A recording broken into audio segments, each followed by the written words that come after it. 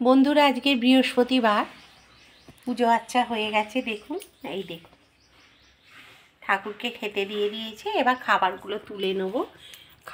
খাবার ঠাকুরের সামনে বেশিক্ষণ রাখতে নেই, এই জন্যেই তুলে নেবো এবার। এই দেখুন, ঠাকুরকে পাটা দিয়েছি। এই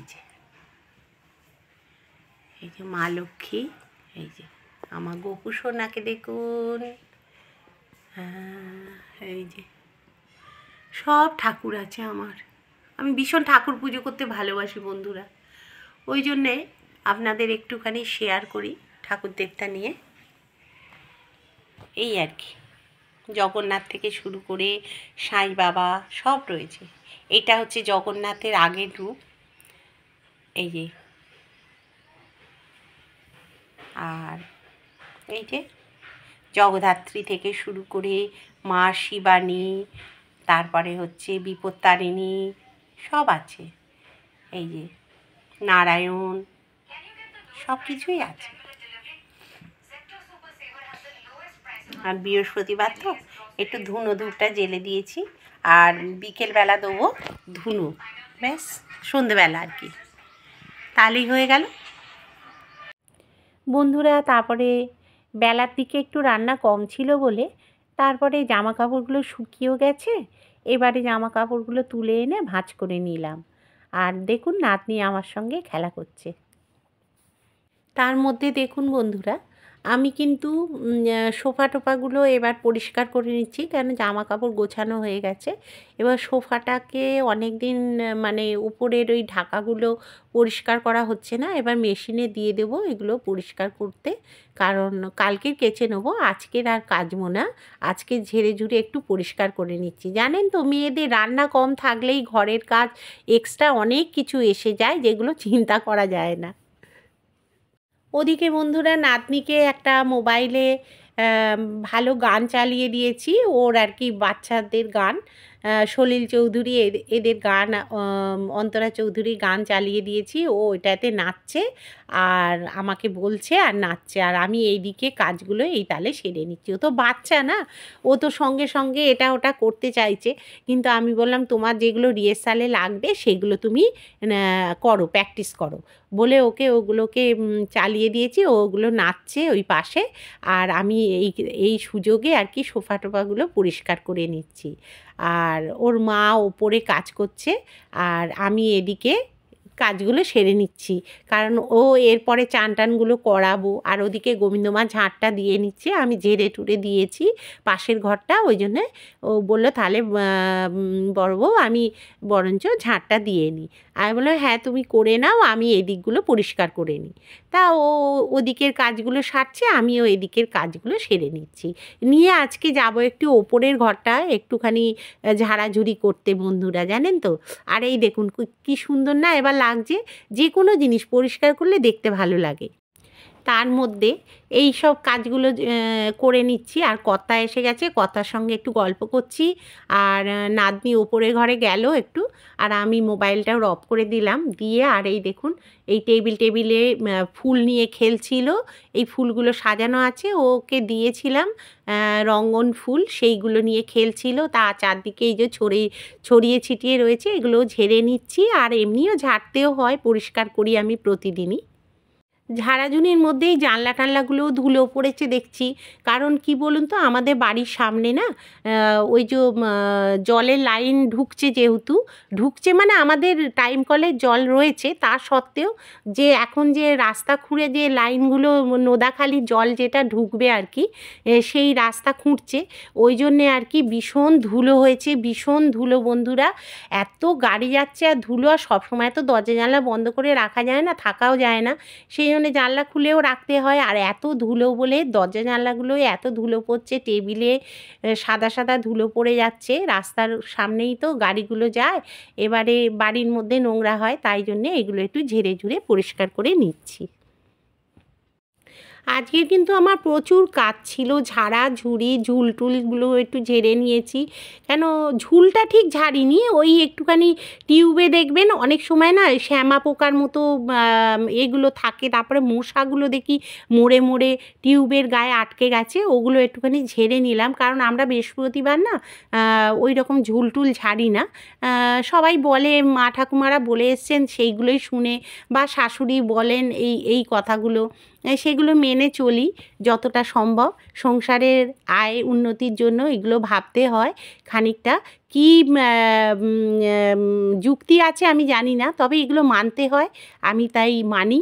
কি আপনারা যদি বলেন কোনো যুক্তি আছে, আমি এ যুক্তি দিতে পারবো না, কারণ আমরা ছোটো বয়স থেকেই মেনে এসেছি, এইভাবেই মেনে চলি এবং চলবো যতদিন অবধি বেঁচে থাকবো মনে হয়। তা যাই হোক, এইগুলো সব ঝেড়ে ঝুড়ে নিয়ে দেখুন পরিষ্কার করে নিচ্ছি। হ্যাঁ, এগুলো আমি প্রতিদিনই করি, সেই জন্যেই আর কি প্রতিদিনই এগুলো ঝেড়ে নিচ্ছি। এই কোনাকুনিতে না প্রচুর নোংরা থাকে, মানে ধুলোটা পড়ছে, ওই জন্যে আর কি ভালো করে আজকের একটুখানি ঝেড়ে ঝুড়ে নিচ্ছি। আর রান্নাটাও কম ছিল তো আজকের, রান্না বলতে মাংস টাংসগুলো রান্না করা ছিল, আগের দিন করে রেখেছিলাম রাত্রির বেলা, ওই জন্য মাংস রয়েছে, শুধু ডাল সেদ্ধ করলাম। আমার কর্তা বললো একটু ডাল সেদ্ধ করো, আর ডাল সেদ্ধ আর একটু আলু ভাজা করে নিয়েছিলাম, আর ওই মাংস রয়েছে, মাছ রয়েছে বলে আর কিছু করিনি। আর এই সব জানলায় সব ধুলো পড়েছে বন্ধুরা, জানেন তো, এই ছবি টবিগুলো কদিন শরীরটা ভালো ছিল না বলে ঝাড়তে পারিনি বলে না, আর ভীষণ মানে সর্দিতে কষ্ট হচ্ছিল বলে, আর সর্দিও হয়েছে তো ওই জন্য ধুলোটা খুব একটা ঝাড়ছিলাম না। আর ঠান্ডায় খুব কষ্টও পাচ্ছিলাম, হাতে পায়ে প্রচণ্ড ব্যথা হয়েছিল ওই কোমর টোমরে, ওই জন্যে না করতে পারছিলাম না। তা আমার নেশা যা হয় আর কি, এগুলো পরিষ্কার না করলে ধুলো টুলো দেখলে আমি একদম সহ্য করতে পারি না, ওই জন্যে আবার লেগে পড়লাম কাজে।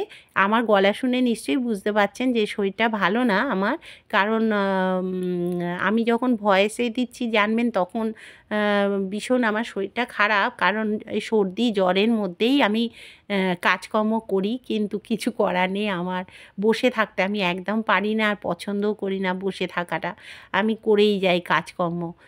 বাড়িতে বকুনি খাই তবুও করি, কী করব, ভালো লাগে না বসে থেকে, কি করব বলুন তো, অভ্যেসটাই খারাপ হয়ে যাবে। ওই জন্যে যতটা পারি করে যাই, তারপরে যখন একদম পারবো না তখন এই বসে যাব। আর বয়স তো বাড়ছে না আস্তে আস্তে বলুন, তাই জন্যে আর কি। তার যতটা পরিষ্কার রাখতে পারি ততটাই আমার সংসারের জন্য ভালো আর কি, এই জন্যেই। কারণ কী করব, সংসারের মঙ্গল অমঙ্গলটাও তো দেখতে হয় না।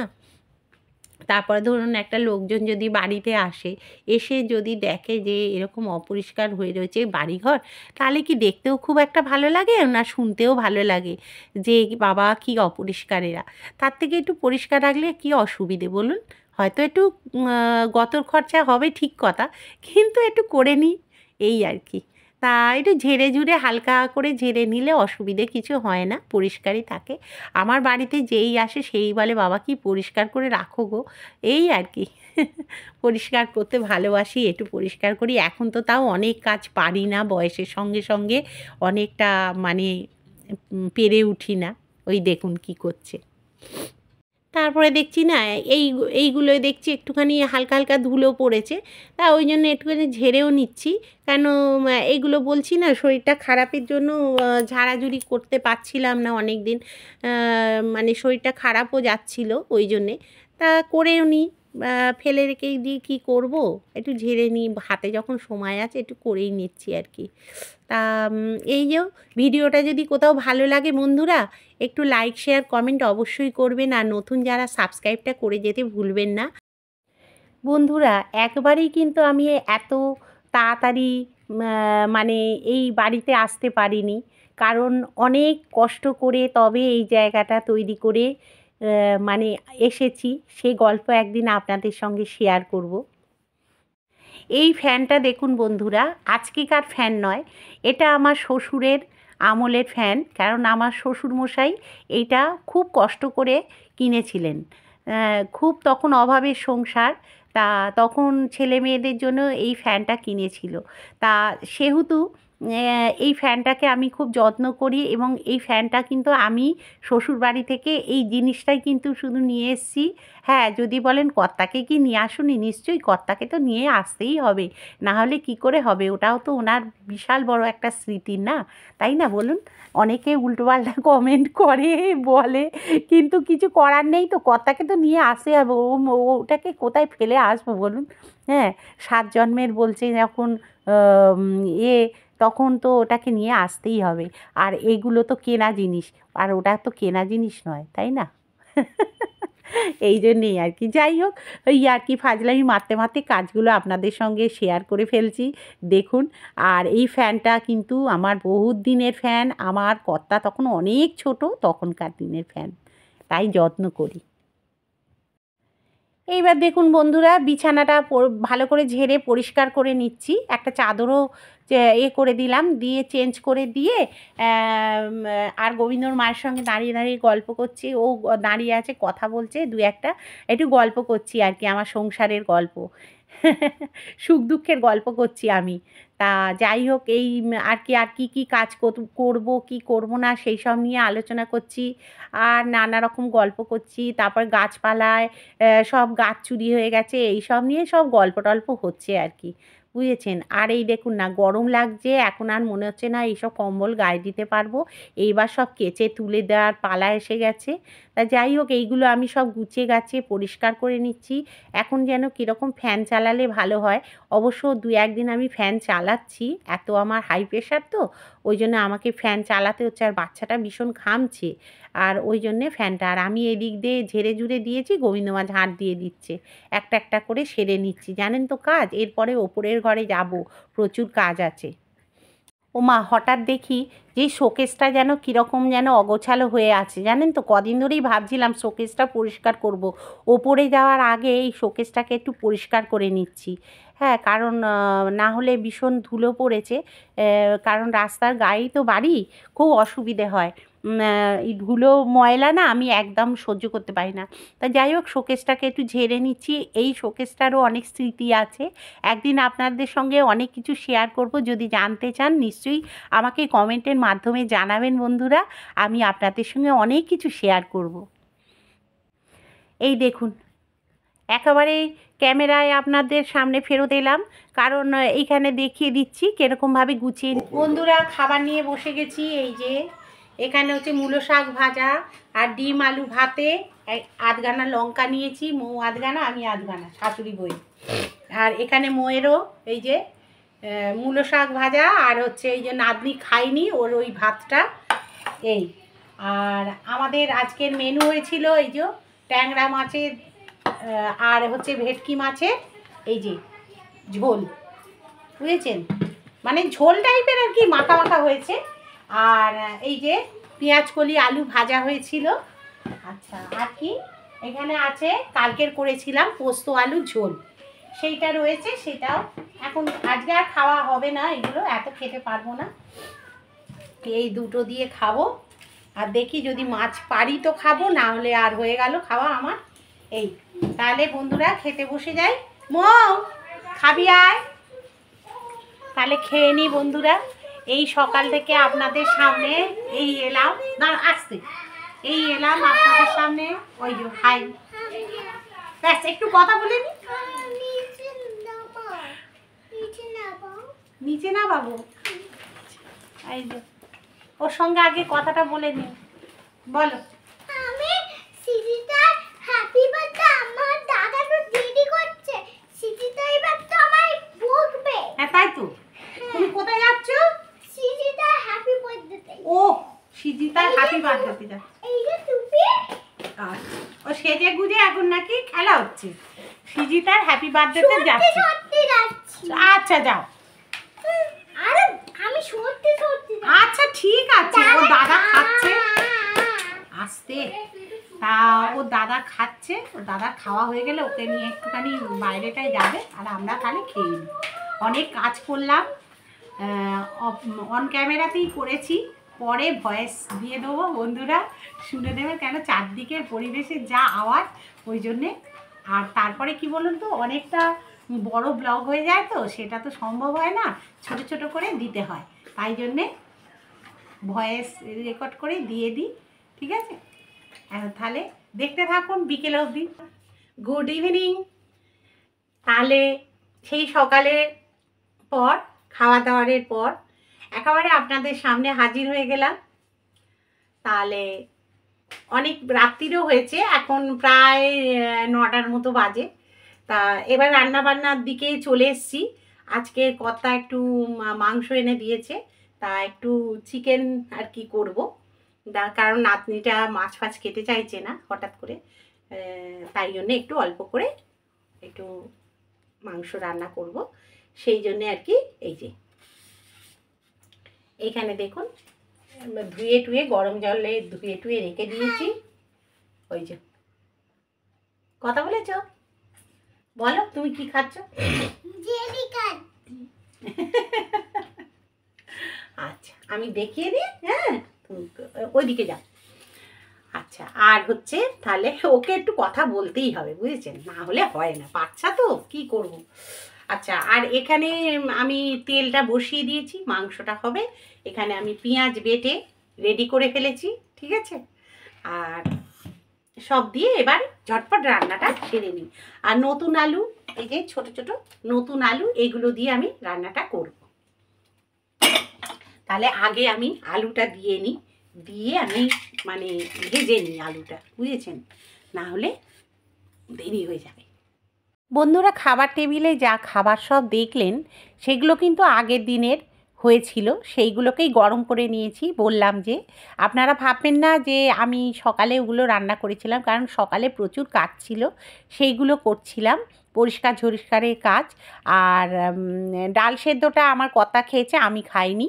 আর আমি ডালটা অ্যাভয়েড করি, কারণ আমার যেহেতু মানে রয়েছে, পায়ে ব্যথা ট্যাথা হয় ওই সবের জন্য, বুঝেছেন তো। আর এই মাংসটা অল্প করে করছি নাতনির জন্যে। আমাদের কি বলুন তো, মানে আগের দিন মাংস হলেও ধরুন ওই মাংসটা আর পরের দিন ওকে আর গরম করে দিই না, আমি ওর জন্যে অল্প করে মাংস, কাঁচা মাংস তুলে রেখে দিই, ওর জন্যে আবার পরে করে দিই, ওই জন্যে আর কি। আর আমাদের যে মাংসটা ওটা রাত্রিরে গরম করে খেয়ে নেওয়া হবে, ওটা দিনের বেলা আমরা খাইনি কেউ। আর আমি খাই না, আমার ছেলে মৌ তারপরে হচ্ছে কর্তা, এরা যদি খাবে, গরম করে দেবো, রুটির সঙ্গে খেয়ে নেবে। আর এটা করে দিচ্ছি একদম স্যুপ টাইপের ওই নাতনির জন্যে, একদম টাটকা টাটকা অল্প করে দিচ্ছি। আর এই আলু আর ঝোলটা একটু আমরা খাবো রুটির সঙ্গে, ব্যাস তাহলেই হয়ে যাবে। আর এই মাছ ফাছ যা আছে ওই ছেলে খাবে, তারপরে হচ্ছে পরের দিন আবার আমার ছেলে অফিসে খেয়ে বেরিয়ে যাবে, এই সব আর কি নানা রকম থাকে, ওইগুলো তুলে রেখে দেওয়া হলো। আর এই টাটকা যেটা করছি অল্প করে মাংস, এটা কাল আমাদের আবার হয়ে যাবে। আর হচ্ছে নাতনির জন্যও হয়ে যাচ্ছে। আর নাতনিকে আর না বাসি বুসি আর বেশি খাওয়াই না, কারণ ও তো বাচ্চা, যদি না ডাইজেস্ট করতে পারে, ওই জন্যে আর কি। তাই মানে কম কম করেই রান্না করছি, মানে বেশি করলে আবার থেকে যাচ্ছে, জানেন তো। ওই যে দেখলেন যে দুপুরবেলা প্রচুর রান্না থেকে গেছে, ওই জন্যে।